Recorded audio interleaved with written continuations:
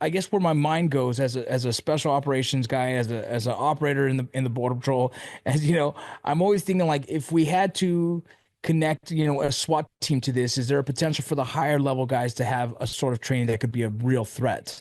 I'd love to know what you know on that aspect.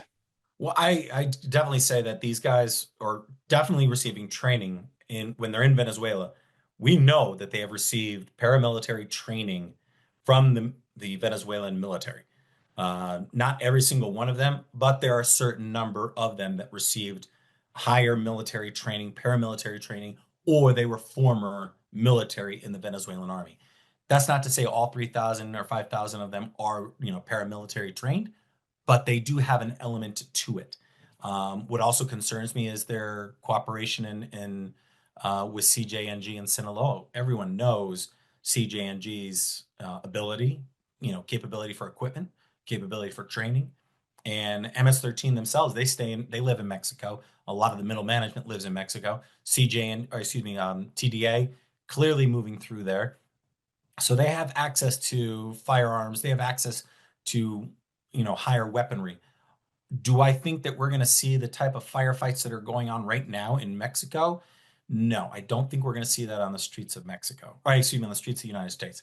I do think that you put one of those, advanced military trained members inside a large community like New York City or Chicago, then they're able to spread, even take one guy takes it to 10 people and they provide mid-level training. That's more than any other MS-13 little street gangbanger has gotten in most of their life.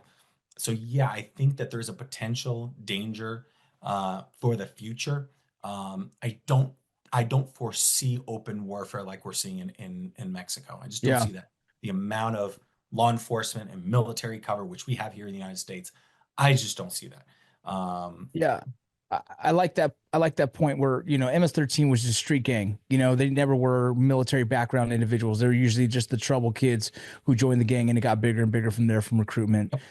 The TDA now does have a background in some military, and that does make a concern. Yeah, that's a great point, and that definitely answers my question. Well, one of I the just things I always found is what they're doing is they've got a huge, obviously they're making money off drug trafficking, their money off of human smuggling. But what people don't aren't aware of is that, Maduro, there's so much gold in Venezuela.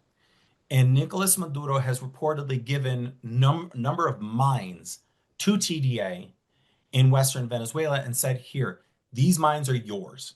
You mine them as you please, and all the proceeds go to you. So this is his way of paying them. So the TDA will mine the gold, and then turn and sell that gold in the United States or Europe, and then turn those funds back into the organization. So they're utilizing funding from these gold mines in Western Venezuela. This is not a secret. I mean, it's been reported that it's happening in Colombia. Different cartels are doing it. The Chinese have had mines that they've taken over in Ecuador or Colombia.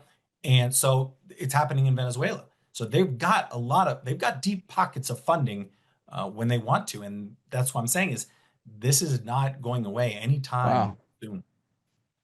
Yeah, that's interesting. Because you said Maduro is supporting them. I wasn't sure in what kind of aspect that was, just in the fact, but to be able to give them access to something like that, so precious metals, and we know how the precious metals do so well in sales.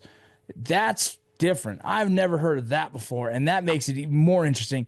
I would love to understand the hierarchy of this. I'm not sure if you know that or not, or like who's controlling this. We don't have a name yet, but there's some kind of structure to passing down information, to getting things done, to creating almost this. They're in itself, TDA is not considered a cartel, correct? They're just considered almost a Correct. transnational organization.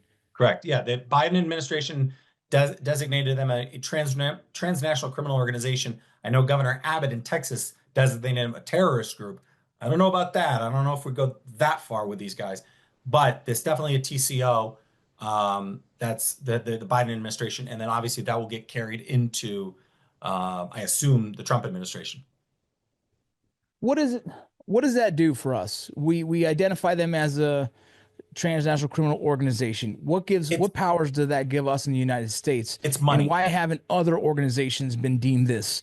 Sureños, gang members, whatever the case. Why does TDA get the attention right now and not some of the other gang members who've been associated with cartels?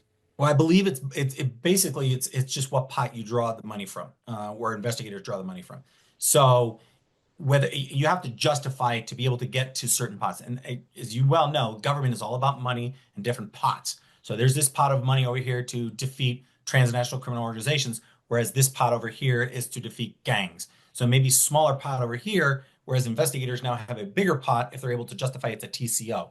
Um, the as far as the hierarchy, so MS-13 is very, very much structural. You did not do something here in the United States without approval from higher ups. If they wanted to do an assassination, if you wanted to do drug trafficking, you had to report to your program manager, and the program manager had to report it to higher ups in El Salvador. And then it had to come back and forth saying approved, disapproved, don't do it. And if you crossed the senior management, I know cases where they came in, they took out the first word of a click of MS-13 in Boston or in New Jersey, and because he disobeyed direct orders. TDA is a little bit different. TDA is a little bit different because I think my opinion is because of the age and experience. So you're finding 26, 27-year-olds where TDA is pushing them out. I don't think that there's somebody at a big map in Venezuela saying, let's put a TDA member here in Montana. I think they're looking at where the Venezuelan communities are and they're saying, okay, let's move somebody up there. But I think it's to the bottom line is saying, listen, you are a member of TDA, go forth and make us money. And then we'll communicate with you. But I don't believe that there is a order structure, kind of like MS-13. It's more of a release and cause chaos, and then bring back some of the money back to us, and then they can reinvest into the organization. So I know that there have been recent grabs in Colombia of senior leaders who were hiding in Colombia. So there have been recent grabs there. I know that some leadership is still in Venezuela, and then there is some leadership in Peru. I don't know about higher leadership in Chile, but they're spread out about. So exactly the exact chain of command is still very fluid depending on who you talk to, but there is a hierarchy and a structure.